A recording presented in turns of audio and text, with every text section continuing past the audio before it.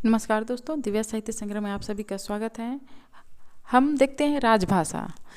राजभाषा है क्या, उसका अर्थ देखते हैं। राजभाषा का अर्थ है संविधान द्वारा स्वीकृत सरकारी कामकाज की भाषा। किसी देश का सरकारी कामकाज जिस भाषा में करने का कोई निर्देश संविधान के प्रावधानों द्वारा दिया जाता है वह उस देश की राजभाषा कहलाती है। हमारी राजभाषा क्या है? हिंदी है, कि सारे राजकाज के काम हिंदी में होते हैं। भारत के संविधान में हिंदी भाषा को राजभाषा का दर्जा दिया गया है, किंतु साथ ही यह भी प्रावधान किया गया है कि अंग्रेजी भाषा में भी केंद्र सरकार अपना कामकाज तक कर सकती है, जब तक हिंदी पूरी तरह राजभाषा के रूप में स्वीकार्य नहीं हो जाएगी। प्रारंभ में संविधान लागू होते समय सन 1950 में यह सीमा 15 वर्ष के लिए थी, अर्थात अंग्रेजी का प्रयोग सरकारी कामकाज के लिए सन 1965 तक ही हो सकता था, किंतु बाद में संविधान संशोधन के द्वारा इस अवधि को अनिश्चित काल के लिए बढ़ा दिया गया। यही कारण है कि संविधान द्वारा हिंदी को राजभाषा घोषित किए जाने पर भी केंद्र सरकार का अधिकांश सरकारी कामकाज अंग्रेजी में हो रहा है और वह अभी तक अपना वर्चस्व बनाए हुए हैं। केंद्र सरकार की राजभाषा के अतिरिक्त अनेक राज्यों की राजभाषा के रूप में भी हिंदी का प्रयोग स्वीकृत है। जिन राज्यों की राजभाषा हिंदी स्वीकृत है वे हैं उत्तर प्रदेश, हिमाचल प्रदेश, दिल्ली, हरियाणा, मध्य प्रदेश, राजस्थान, बिहार, झारखंड, छत्तीसगढ़ एवं उत्तरांचल। इन राज्यों के अलावा उन राज्यों ने अपनी प्रादेशिक भाषा को राजभाषा दर्जा दिया है, जैसे पंजाब की राजभाषा पंजाबी, बंगाल की राजभाषा बंगला, आंध्र प्रदेश की राजभाषा तेलुगु तथा कर्नाटक की राजभाषा कन्नड़। इन प्रांतों में भी सरकारी कामकाज प्रांतीय भाषा में होने के साथ साथ अंग्रेजों में हो रहा है। निष्कर्ष यह है कि अंग्रेजी संविधान द्वारा भले ही किसी राज्य की राजभाषा स्वीकृत न हो, किंतु व्यवहारिक रूप में उसका प्रयोग एवं बहुत बड़े सरकारी कर्मचारी वर्ग द्वारा सरकारी कामकाज के लिए किया जा रहा है। हम देखते हैं राष्ट्रभाषा क्या है। ऊपर देखें हम राजभाषा क्या है, राष्ट्रभाषा। राष्ट्रभाषा और राजभाषा के अंतर को स्पष्ट कर लेना आवश्यक है। किसी देश की राष्ट्रभाषा उस देश की बहुसंख्यक लोगों की भाषा माना जाता है। जब कोई भाषा अपने महत्व के कारण राष्ट्र के विस्तृत भूभाग से जनता द्वारा अपना ली जाती है तो वह स्वतः राष्ट्रभाषा का पद प्राप्त कर लेती है।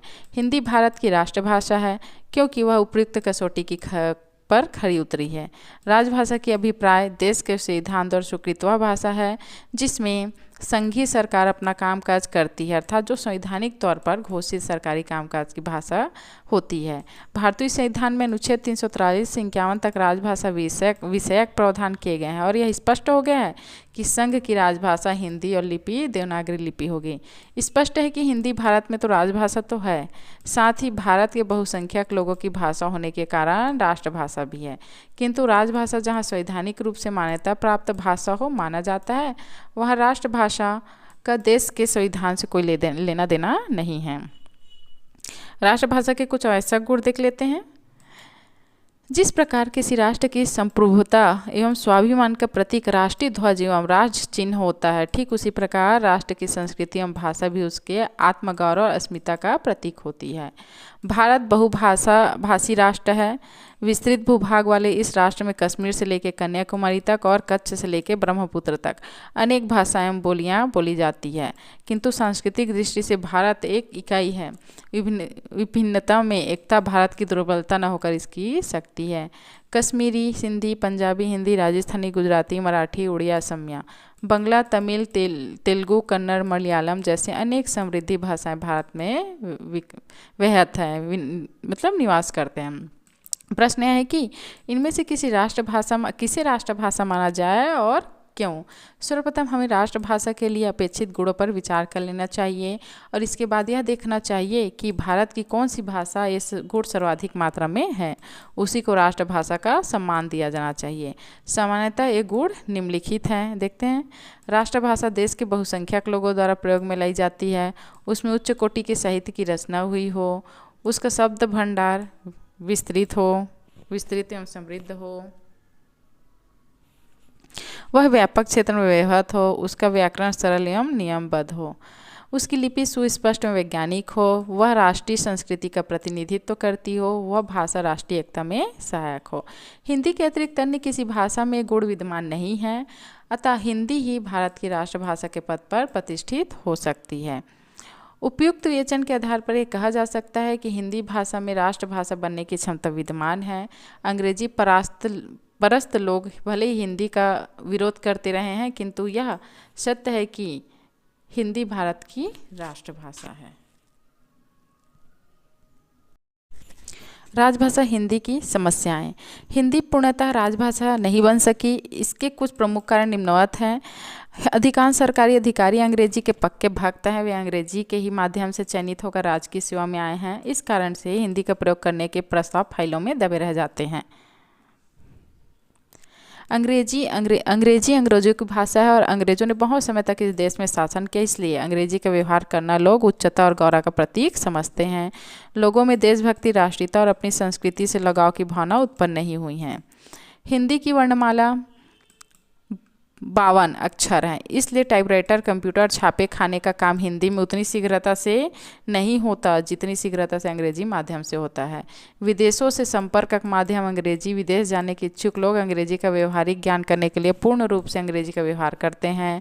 सुप्रीम कोर्ट ही नहीं, हाई कोर्ट और अधिकांश जिला कोर्ट भी अपना काम अंग्रेजी में करते हैं, इसलिए वकीलों, न्यायाधीशों आदि को अंग्रेजी का प्रयोग करना पड़ता है। ये समस्या हिंदी की राजभाषा बनने के मार्ग में बाधा बनी हुई है। इनका समाधान निश्चित उपाय द्वारा किया जा सकता है। अंग्रेजी भक्त सरकारी अधिकारी धीरे धीरे सेवानिवृत्त हो जाएंगे। यदि नए आने वाले अधिकारी अंग्रेजी भक्त न बन पाए तो हिंदी राजभाषा बन सकती है। अधिकारियों की मानसिकता बदलने से ही हिंदी राजभाषा बन सकेगी। स्वाभिमान की भावना को जागृत करके ही अंग्रेजी के व्यवहार को गौरवपूर्ण और हिंदी के व्यवहार को हीनता समझना दूर किया जा सकता है। देशभक्ति, राष्ट्रीयता और भारतीय संस्कृति की श्रेष्ठता का भाव शासन नहीं जगा सकता। यह काम हिंदी भक्तों को ही करना पड़ेगा। टाइपराइटर, कंप्यूटर एवं छापे खाने में हिंदी की प्रवृत्ति के अनुरूप सुधार करके इनमें हिंदी के माध्यम से तीव्र गति से कार्य किया जा सकता है। विदेशों से संपर्क सभी को नहीं करना पड़ता। विदेशों में जाने वाले भारतीय प्रतिनिधि मंडल को अंग्रेजी के स्थान पर हिंदी का प्रयोग करना चाहिए। IAS और IPS में हिंदी माध्यम अपनाया जाने लगा है। उच्च न्यायालय और जिला न्यायालय कुछ कार्य हिंदी में करने लगे हैं। आवश्यकता इस बात की है कि सभी सरकारी कामकाज हिंदी में किया जाए। हम देखते हैं संपर्क भाषा क्या है। दो व्यक्ति जो विभिन्न भाषाभाषी हो भाषा में बात करते हैं, जिसे दोनों अच्छी तरह समझ सकते हैं, इस भाषा को ही संपर्क भाषा कहते हैं। डॉक्टर भोलानाथ तिवारी के अनुसार जो भाषा ने लोगों से संपर्क के काम आए उसे संपर्क भाषा कहते हैं। आज अंग्रेजी भारत की संपर्क भाषा व्यवहारिक रूप में है, क्योंकि यह विभिन्न भाषाभाषी लोगों के बीच में संपर्क को कायम करती है। आवश्यकता इस बात की है कि हम हिंदी को संपर्क भाषा के रूप में विकसित करें तथा अन्य प्रांतों के लोग परस्पर संपर्क करने के लिए हिंदी का व्यवहार करें, तभी हिंदी राष्ट्रभाषा का सही दर्जा पा सकेगी। देखते हैं मानक भाषा। हिंदी के कई क्षेत्रीय रूपांतरण हैं। ऐसी स्थिति में आवश्यक हो जाता है कि उसका मानकीकरण किया जाए, जिससे भाषा में एक रूपता स्थापित की जा सके। ऐसी भाषा जिसका मानकीकरण कर दिया जाए हो, जिसका एक परिनिष्ठित रूप निश्चित हो गया हो, मानक भाषा कहलाती है। हिंदी की अनेक बोलियां, उपभाषाएं तथा उनके अनेक क्षेत्रीय भेद भी हैं। ऐसी स्थिति में खड़ी बोली हिंदी को ही मानक हिंदी कहा गया है। यही खड़ी बोली हिंदी शिक्षा का माध्यम है। यही पत्र पत्रिकाओं प्रयुक्त होती है तथा यही हिंदी संचार माध्यमों में प्रयुक्त होती है। अहिंदी भाषी हिंदी क्षेत्रों में भी इसी खड़ी बोली हिंदी का प्रचार प्रसार किया जा रहा है। इसी को मानक हिंदी, परिनिष्ठित हिंदी भी कह सकते हैं। मानक हिंदी के अंतर्गत हिंदी की बोलियां समाविष्ट नहीं है। हिंदी का वह रूप है जो हिंदी भाषी क्षेत्रों के नगरों में पढ़े लिखे द्वारा प्रयुक्त होता है। भाषा और बोली में मोटे तौर पर विभाजक रेखा खींच पाना कठिन है, क्योंकि भाषा जब सीमित क्षेत्र में प्रयुक्त होने लगती है तो बोली बन जाती है, और बोली जब विस्तृत क्षेत्र में वृहत होने लगती है तो भाषा कहलाने लगती है। भाषा क्या है, वो विस्तृत क्षेत्र में रहती है और बोली सीमित क्षेत्र में रहती है। मोटे तौर पर भाषा और बोली में निम्न अंतर पाया जा सकता है। भाषा एक बहुत बड़े भूभाग में बोली जाती है, अर्थात उसका क्षेत्र विस्तृत होता है, जबकि बोली का क्षेत्र अपेक्षाकृत सीमित होता है। एक भाषा के अंतर्गत कई बोलियां हो सकती है, किंतु एक बोली के अंतर्गत कई भाषाएं नहीं हो सकती। उदाहरण के लिए हिंदी भाषा के अंतर्गत 18 बोलियां हैं। बोली के अंतर्गत उप बोलियां हो सकती है, जैसे अवधी के अंतर्गत वैशवाड़ी एक बोली है। एक भाषा बोलियों के बीच पारस्परिक बोधगम्यता होती है, किंतु दो भाषाओं के बीच में पारस्परिक बोधगम्यता नहीं होती। कन्नौजी बोलने वाले व्यक्ति अवधी को तथा अवधी बोलने वाले कन्नौजी को समझ सकता है, क्योंकि ये एक ही भाषा हिंदी की दो बोलियां हैं। किंतु हिंदी बोलने वाले तमिल को और तमिल बोलने वाला हिंदी को नहीं समझ सकता। भाषा एक मानक रूप होता है, किंतु बोली का नहीं। भाषा का एक मानक रूप है। भाषा का प्रयोग साहित्य, शिक्षा, शासन, प्रशासन में होता है, जबकि बोली दैनिक बोलचाल में तथा लोक साहित्य में प्रयुक्त होती है। बोली का प्रयोग क्षेत्रीय लोगों के साथ बोलचाल के लिए किया जाता है, जबकि अपने क्षेत्र से बाहर के लोगों के साथ संपर्क के लिए भाषा का प्रयोग किया जाता है। प्रायः यह माना जाता है कि बोली का प्रयोग शिक्षितों ग्रामीणों द्वारा किया जाता है, जबकि भाषा का प्रयोग शिक्षितों द्वारा नगरों निवासियों द्वारा किया जाता है। भाषा से बोली बनती है, बोली से भाषा नहीं। भाषा का प्रयोग शिक्षा एवं ज्ञान विज्ञान के क्षेत्रों में किया जाता है, बोली का नहीं। देखते हैं हिंदी के विविध रूप। खड़ी बोली हिंदी के 4 विविध रूप हैं: उर्दू, रेख्ता, दक्खनी हिंदुस्तानी। तो उर्दू है हिंदुस्तानी भाषा के एक भाजकीकृत रूप है। पाकिस्तान की राष्ट्रभाषा है। उर्दू क्या है? पाकिस्तान की राष्ट्रभाषा है। 8वीं सूची अनुसूची में है मूल संविधान की 14 भाषाओं में भी हिंद यूरोपीय भाषा परिवार अरबी फारसी शब्दावली जम्मू कश्मीर की राज्य की भाषा है। Pakistan, Bharat, Mauritius, Africa, Bahrain, Fiji, Qatar, Oman, Afghanistan, Germany आदि। विशाल साहित्य अमीर खुसरो की, मीर साहिब की। लिपि है नरतालिक लिपि, फारसी अरबी लिपि का एक रूप होता है नरतालिक लिपि। व्याकरण है उर्दू का व्याकरण हिंदी भाषा के व्याकरण पर आधारित है। उपभाषाएं क्या है? रेख्ता उर्दू का आरंभिक नाम है। पर्शियन व हिंदुस्तानी मिश्रित है। बनाना, किलाना, तोड़ना, रचना। आरंभ में रेख्ता शब्द का प्रयोग संगीत के क्षेत्र में होता था। दक्षिणी खड़ी बोली उर्दू शब्द का प्रयोग उस बोली के लिए हो रहा है जो प्रायः मुसलमानों की बोली है तथा फारसी लिपि में लिखी जाती है। वस्तुतः उर्दू और हिंदी दोनों का जन्म खड़ी बोली से हुआ है तथा इन दोनों में संज्ञा शब्दों का ही प्रमुख अंतर है। विद्वानों का मत है कि हिंदी और उर्दू ये दोनों भाषाएं परस्पर बहनें हैं।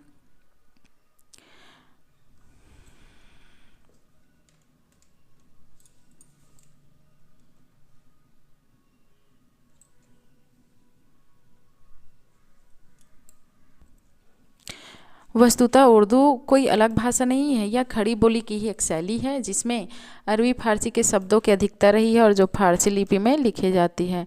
प्रारंभ में हिंदू और मुसलमान दोनों ही इस बोली को अपनाए हुए थे, किंतु कालांतर में अंग्रेजों ने उर्दू को मुसलमानों की बोली तथा हिंदू को हिंदुओं की बोली कहकर इसके प्रति भाषागत वैमनस्य का बीज बो दिया। उर्दू की प्रारंभिक पुस्तक बानो बहार मानी जाती है। उर्दू को प्रारंभिक पुस्तक कौन है? बानो बहार, जिसकी रचना 18वीं शताब्दी में हुई। उर्दू के प्रसिद्ध शायर एवं लेखक निम्न हैं। देखते हैं कौन कौन है। जौक, जफर, दाग, गालिब, साहिल, लुधियानवी, कृष्ण चंद, राजिंदर सिंह बेदी, फिराक, गोरखपुरी आदि। रेख्ता शब्द का शाब्दिक अर्थ है गिरी हुई। जैसे संस्कृत भाषा को सरल करके प्राकृत भाषा बनी जिसका प्रयोग संस्कृत नाटकों में अशिक्षित पात्रों विशेषतः सेवकों एवं दास दासियों द्वारा किया जाता था, उसी प्रकार फारसी भाषा के शब्दों का सरल करके बोलचाल की भाषा जो भाषा बनी उसे रेख्ता कहा गया। डॉक्टर धीरेन्द्र वर्मा ने रेख्ता भाषा को उर्दू की एक शैली माना। जब दिल्ली आगरा की दरबारी भाषा फारसी थी तब दक्षिण के मुसलमानी दरबारों में उर्दू का प्रयोग होने लगा। इसी उर्दू में अरबी फारसी के शब्दों का प्रयोग करके वाक्य रचना होने लगी। इस मिश्रित बोली को ही रेख्ता कहा गया। यह प्रारंभ में हे समझी जाती थी, बाद में शायरों के द्वारा इसका प्रयोग कविता में किया जाने लगा। गालिब का एक शेर है जिसमें उन्होंने स्वयं को तथा मीर को रेख्ता उस्ताद बताया है। रेख्ते के तुम ही उस्ताद नहीं हो गालिबा, कहते हैं अगले जमाने में कोई मीर भी था। अब्दुल कादिर नामक विद्वान ने रेख्ता का अर्थ किया है फारसी मिश्रित हिंदी। वस्तुतः ऐसी हिंदी भाषा जिसमें अरबी फारसी शब्दों की बहुलता हो रेख्ता भाषा होती है। स्त्रियों द्वारा प्रयुक्त होने पर इसे रेख्ती भी कहा जाता है। अब देखते हैं दूसरा दक्षिणी। उर्दू जबान की एक अहम बोली है जो दक्षिणी भारत में बोली जाती है। हिंदी का यह पूर्व रूप है जिसका विकास दक्षिण के बहमनी कुलुब शाही आदि राज्यों के सुल्तानों के संरक्षण में हुआ है। यह मूलतः दिल्ली के आसपास हरियाणवी और खड़ी बोली के ही रूप में ही थी। यह पश्चिमी हिंदी के अंतर्गत आती है। मुख्य लिपि फारसी। यह आधुनिक हिंदी व उर्दू की पूर्वगामी भाषा है। क्षेत्र महाराष्ट्र, तेलंगाना, मध्य प्रदेश, कर्नाटक, आंध्र प्रदेश, तमिलनाडु, हैदराबाद, बीजापुर, गोलकुंडा। इतिहास 15वीं-16वीं सदी में कोच फ़कीर दरेसों के साथ यह भाषा दक्षिणी भारत पहुंची तथा वहां मुख्यतः मुसलमानों व कुछ हिंदुओं से जो उत्तर के थे प्रचलित हो गई। डॉक्टर भोलानाथ तिवारी के अनुसार दक्षिणी मूलतः प्राचीन खड़ी बोली है जिसमें पंजाबी, हरियाणवी, ब्रज, मयाती, अवधी के रूप पर इस पर गुजराती, मराठी का भी प्रभाव है। कवि ने भी इससे दक्षिणी भाषा का प्रयोग किया है। दक्षिणी हिंदी हिंदी है, हिंदी हिंदी ही है। किसी भी दक्षिणी गद्य लेखक या कवि ने उसके लिए उर्दू शब्द का प्रयोग नहीं किया है। दक्षिणी हिंदी के प्रमुख कवि हैं ख्वाजा बंदा नवाज, गैसू दराज, निजामी, मोहम्मद कुली, कुतुब शाह वजही आदि। दक्षिणी हिंदी को खड़ी बोली का विकसित रूप किसने माना है? बाबूराम सक्सेना ने, बाबूराम तिवारी ने, भोलानाथ तिवारी ने, लक्ष्मण सिंह। दक्षिणी हिंदी को हिंदवी भी कहा जाता है। जब मोहम्मद तुगलक ने सन 1327 ईस्वी में दिल्ली से दौलताबाद देवगिरी अपनी राजधानी स्थानांतरित की तो बहुत सारी हिंदी भाषा जनता भी उसके साथ दक्षिण में गई। निजाम के हैदराबाद में उत्तर भारत से आने वाले सैनिक, कर्मचारी, धर्म प्रचारक एवं व्यवसायी भी हिंदी भाषी थे। इनका संपर्क दक्षिण भारत की भाषाओं से हुआ और उनके संपर्क से एक नई भाषा बनी जो दक्षिणी हिंदी कहलाई। दिल्ली, पंजाब, उत्तर प्रदेश से जो लोग निजाम हैदराबाद के शासन क्षेत्र में गए और वहीं बस गए, उनकी बोली को दक्षिणी हिंदी कहा गया। वर्तमान में हैदराबादी हिंदी को दक्षिणी हिंदी कहा जा सकता है। तीसरा है हिंदुस्तानी, हिंदू प्लस उर्दू, हिंदवी, देहलवी रखता। यह भाषा हिंदू और उर्दू का एकीकृत रूप है। भारत की जनता रोज उपयोग में लेती है। इसमें तत्सम अरबी, फारसी दोनों की शब्दावली मिल जाती है। ये हिंदी यूरोपीय भाषा परिवार के हिंद आर्य शाखा में आती है। लिपि है देवनागरी, फारसी दोनों में लिखी जाती है। ये पाकिस्तान की भी मुख्य भाषा है। बॉलीवुड की मुख्य भाषा है। पार्शियन भाषा के शब्दों के लिए हुए हैं। विश्व में बोली जाने वाली तीसरी मुख्य भाषा है। भाषा के अर्थ में हिंदुस्तानी शब्द का प्रयोग कब से मिलता है? 13वीं सदी से, 17वीं सदी से, 18वीं की 15वीं सदी से। हिंदुस्तानी भी हिंदी भाषा का एक ही रूप है। वस्तुतः हिंदू उर्दू मिश्रित भाषा को हिंदुस्तानी कहा जा सकता है तथा हिंदू मुस्लिम एकता को ध्यान में रखकर कुछ राजनीतिज्ञों ने स्वतंत्रता आंदोलन के समय हिंदुस्तानी भाषा की वकालत की। महात्मा गांधी एवं पंडित जवाहरलाल नेहरू अपने भाषण आम जनता में देने समय हिंदुस्तानी भाषा का प्रयोग करते थे। व्यवहारिक रूप में हिंदुस्तानी भाषा उस भाषा को कहते हैं जिसमें न तो संस्कृत बहुल शब्दावली हो और न ही फारसी के कठिन शब्द हो। आम जनता में बोली समझी जाने वाली ऐसी सरल हिंदी जिसमें उर्दू के चलते हुए शब्द भी बीच बीच में पिरोए गए हैं, हिंदुस्तानी भाषा कही जाती है। राष्ट्रभाषा प्रचार समिति के द्वारा साधारण बोलचाल कि इस भाषा हिंदुस्तानी के प्रचार प्रसार का प्रयास जारी रहा, किंतु जब इसमें जानबूझकर सीता माता जैसे शब्दों के स्थान पर सीता बेगम जैसे उर्दू शब्दों का भरमार की गई तो हिंदी समर्थकों ने इसके तीव्र विरोध किया। डॉक्टर श्याम सुंदर दास के अनुसार हिंदुस्तानी में तत्सम शब्दों का प्रयोग कम से कम होता है। हिंदुस्तानी नाम अंग्रेजी द्वारा दिया गया है। अंग्रेजों द्वारा अंग्रेज अफसर जिस साधारण बोलचाल की भाषा प्रयोग आम जनता से वार्तालाप हेतु करते थे उसी को हिंदुस्तानी कहा गया। किस्से, गज़लें, कहानियाँ, शायरी जो कुछ भी साधारण जनता के लिए लिखा वह आम हिंदुस्तानी जबान में ही था। हिंदी भारत की राजभाषा हिंदी है।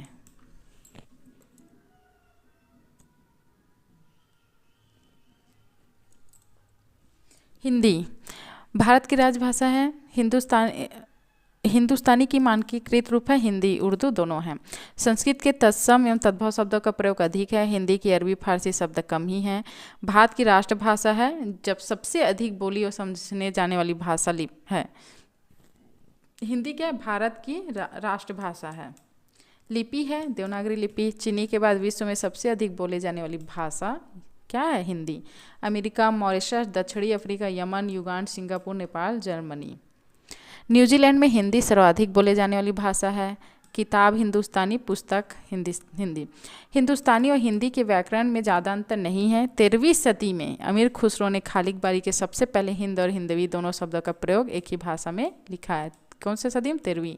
हिंदी शब्द हिंदी भाषा के रूप में सर्वप्रथम प्रयोग सरफुद्दीन यजमी के जफरनामा में मिलता है 1424 में। धन्यवाद मित्रों।